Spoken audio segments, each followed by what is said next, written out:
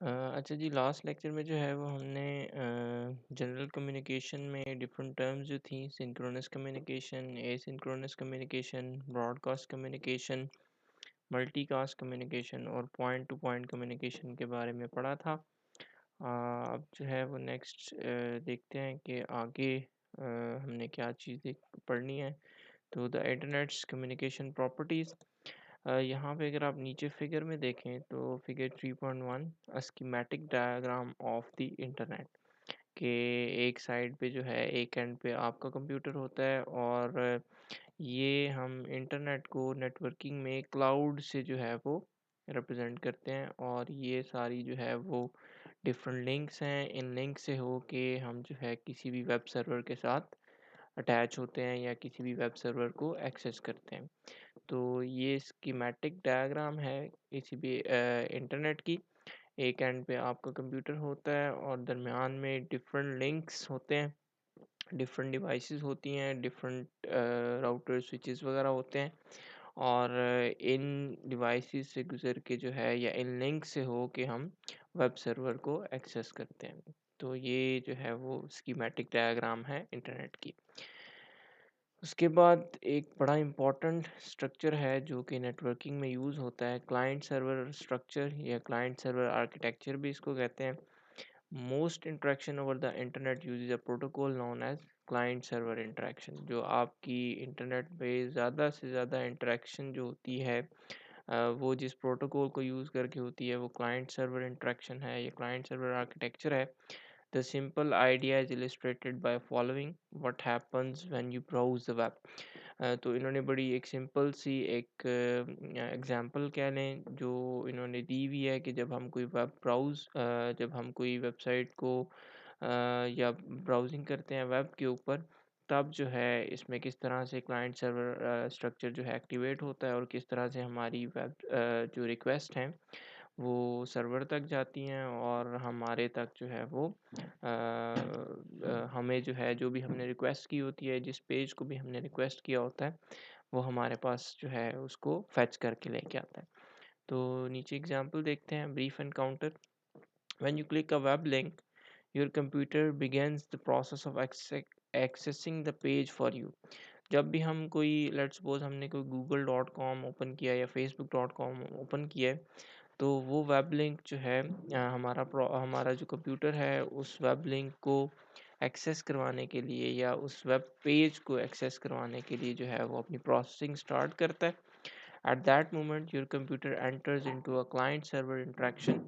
तो अभी जो ये जो एक्सेसिंग है, जो हमने पेज रिक्वेस्ट किया है या जो पेज हम एक्सेस करने की कोशिश कर रहे हैं, तो ये जो है हमारा कंप्यूटर क्लाइंट सर्वर आर्किटेक्चर में या क्लाइंट सर्वर इंटरेक्शन में जो है वो एंटर होता है और यहाँ पे जो है वो क्लाइंट सर्वर स्ट्रक्चर जो है वो स्टार्ट होता है।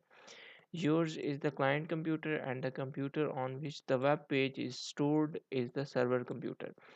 हम जो रिक्वेस्ट करते हैं किसी भी वेब पेज की, लेट्स सपोज आपने अपने कंप्यूटर पे बैठ के facebook.com जो फेसबुक का सर्वर है उससे कोई पेज को एक्सेस करने की रिक्वेस्ट की है, तो हमारा कंप्यूटर जो है वो एज अ क्लाइंट काम करेगा और जो फेसबुक के सर्वर्स हैं या फेसबुक की जो वेबसाइट है या फेसबुक का जो पेज है जिसको हमने एक्सेस करने की कोशिश की है या जिसको हमने रिक्वेस्ट की है, वो जो है हमारा सर्वर कंप्यूटर होगा, which is why it is called a web server.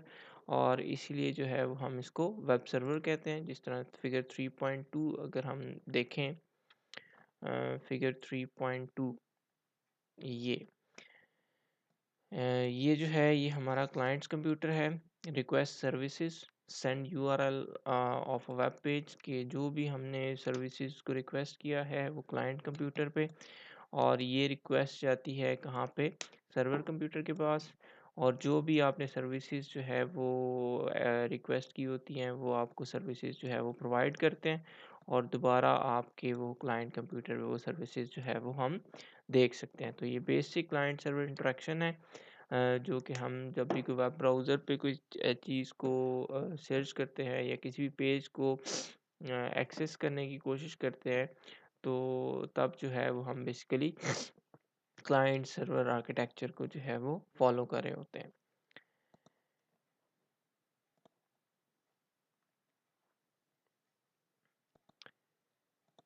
उसके बाद जी the term client refers to any situation where one computer the client gets services from another computer the server, कि हमारे पास जो है वो किसी भी सिचुएशन में जब एक कंप्यूटर जो है किसी से सर्विसेज लेने की कोशिश करता है या कोई पेज एक्सेस करने की कोशिश करता है तो उसको क्लाइंट कहते हैं, और जहाँ से वो पेज एक्सेस करने की कोशिश करता है या जिस कंप्यूटर से वो पेज एक्सेस करने की कोशिश करता है उसको हम सर्वर कहते हैं।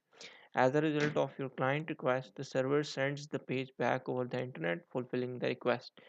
तो जब हम कोई पेज ओपन करते हैं या वेब पेज की रिक्वेस्ट करते हैं तो सर्वर उस रिक्वेस्ट को एक्सेप्ट करता है और हमारी रिक्वेस्ट को फुलफिल करके हमें जो है दोबारा हमारे कंप्यूटर पे उसको सेंड करता है। That completes the operation started when you clicked on the link and it ends at this client server relationship।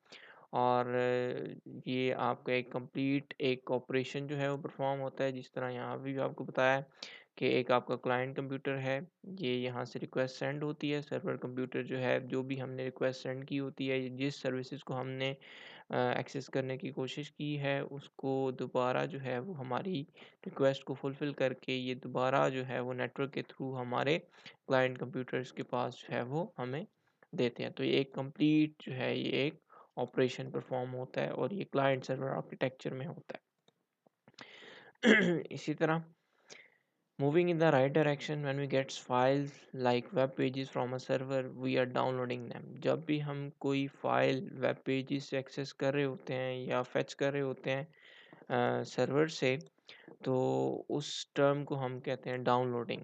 Basically हम वो वेब पेजेस को डाउनलोड कर रहे होते हैं।